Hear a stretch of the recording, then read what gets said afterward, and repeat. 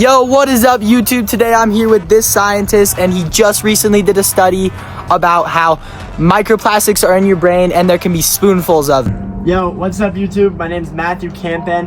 We're down here in Albuquerque, New Mexico right now.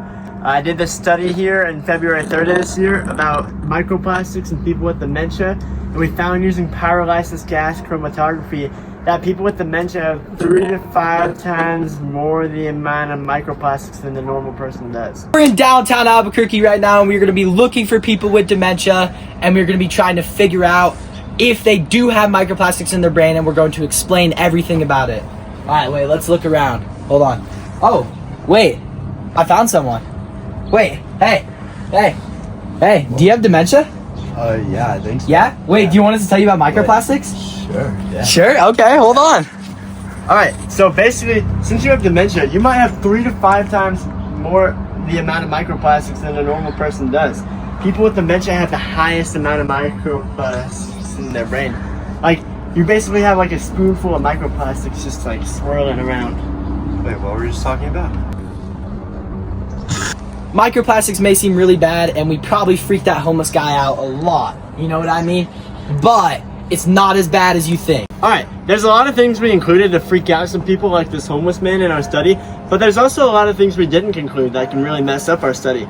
First off, there's microplastics almost everywhere. Almost all the food you'll ever eat will have microplastics in it. So it's really hard to contain while we're doing our studies, and it can really contaminate our studies.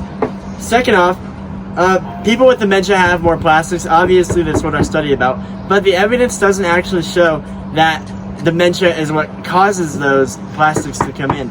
The dementia can just be allowing more plastics in instead of actually creating the plastics.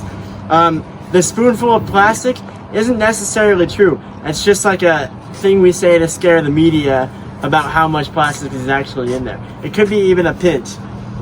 Our study can also confuse natural brain fats with plastics, so our brain fat to plastic ratio could be completely off to what it's supposed to be. Yo, did you hear any of that?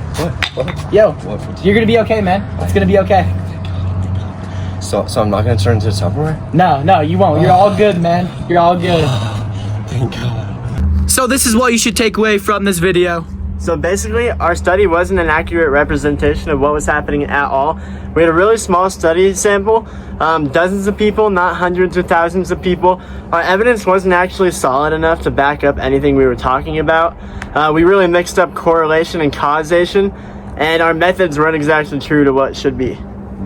And then some green flags to a good study are having a large sample size, multiple methods to reach a conclusion, contamination should be controlled, and finally, multiple pieces of evidence. Crazy headline with not enough backed up evidence. Obviously I did. How else are people gonna read my articles?